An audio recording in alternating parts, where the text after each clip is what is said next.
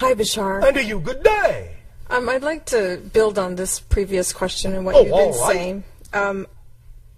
How can I then change myself to change the perception I'm having of the people around me, and specifically the ones I'm having quote-unquote negative experiences with? All right. First of all, you start by not labeling anything in your reality as negative, because if you do, all you're doing is agreeing with them and perpetuating that idea for yourself, are you not? Yes. Well, then if someone does something that you perceive as happening in your reality or is directed at you, knowing what we just said in that you are creating your version of them, you must be somewhere within your own consciousness in agreement with that idea in order to perceive it that way. Now, we understand you have the ability to observe in a neutral sense, in an objective sense, so to speak, that someone can be being negative even if you're not. But the point is you don't take it to heart if you know it has nothing to do with you. The only reason you would feel affected by it is if you agree that it does. You see? Okay, well, I want to take it one moment, not done yet. Okay. Want to illustrate a little point, if that's all right. Absolutely. Thank you. What is your favorite color? Blue. All right. Now, if you were wearing something blue and someone came up to you and said, I hate red, and I hate what you're wearing, you'd go, what? That makes no sense. Oh, it must have nothing to do with me. Oh, you must be crazy. You must be talking about someone else.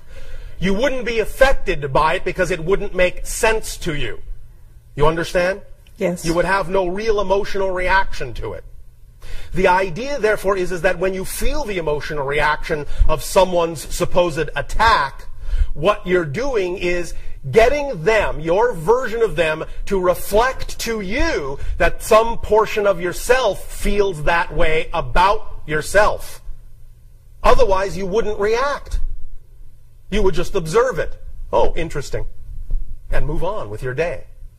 But if you react to it, it's showing you, hey, some part of you actually is buying into this as true. So what do you want to do about it? So you say, well, thank you. Thank you for showing that I was not loving all of myself. And when you really start doing that, then you may start to see that someone else's attitude toward you may change, because what you've done is you've changed your version of them in your reality to be more reflective of the fact that you're now loving yourself more wholly. Make sense? The real being may still be going off and insulting everybody, but the only version of them you'll get is the version you've created that is now reflective of the love you're willing to give to yourself, that you weren't willing to give to yourself before. Is this starting to make sense? Do you see what kind of a shadow play this is? Yes, it's very subtle, especially if you're in the room with somebody. Yes. And you're not... Especially if you imagine you're in the room with somebody. Remember, it's not real. It's not real. It's your reality experience. It's not empirically real. It's just a symbol of the reality you are creating yourself to be, of your experience of yourself. So just because it looks like someone else is in the room with you, they're not. They're in their own room, maybe with their version of you. So the question is, what do you prefer to be going on in your room? Because you're the only one in it. Regardless of what it looks like, you're the only one in it. Are you familiar with what you call a fictional drama on your planet called Star Trek? Yes. Are you familiar with the device that they call the holodeck? Yes. Are you understanding that all of the other people are just holograms? I understand that intellectually. I just love that line. It is, no offense, no judgment, it's the ultimate cop-out. It is. I understand it intellectually is actually another way of saying I'm not sure I want to get too close to really knowing what you're saying here. It's pushing the idea away. Because you actually do know exactly what I'm saying. Deep in your heart, deep in your soul. It's just that you've been taught to be afraid to look at it too closely. Afraid to look at the concept or the actual experience of holograms? Because you see, this is what you're dealing with. This is what most of you deal with when you're in this kind of situation.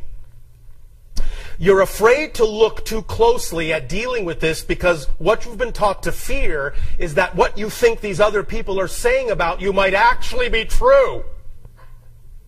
And oh no, how horrible would that be? You follow me? If you look too deeply, you're afraid it might actually be true. And then where will you be? But I'm telling you, it never will be true. Only what you decide is true for you is true. Is this making some sense? Yes. Intellectually? I appreciate the reminder. Oh, all right. Now, where do you want to go with this from here? I want to go from here because in preparation for coming to this event, I had communicated to you telepathically and asked you to help me discover my blocks from living my fullest potential. And what am I doing? Well, no, last night you came to me in my dreams. Yes. And I wanted to know what we were doing. This? We were doing this More of this? More of this work. Yes. Okay, so can you specifically illuminate for me my soul's agreement and purpose in life? Obviously, this is one of the things you have decided to learn, your self-worth, in the face of opposing opinions.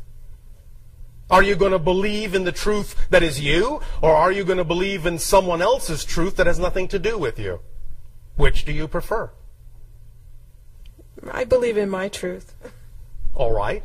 Then you can continue to choose to do so. And anytime you find yourself feeling fearful about what someone else is saying about you or reacting to someone else's communication at you, understand that's another opportunity to feel your self-worth and believe in yourself, and understand that many times when someone comes up to you and says something that seems like an attack on you, what they're actually telling you is they have the same fear. And they're just projecting it on you to give you an opportunity to decide whether it's true for you. And what you can then do is be big enough to hold a space to allow them to find out whether it really needs to continue to be true for them, by loving them back for showing you an opportunity to love yourself more. You see? Yes, thank you very much. Is this helping? Oh, absolutely. Thank you. Thank you. We'll talk some more. Thank you. See you in my dreams. Yes, that's what I meant.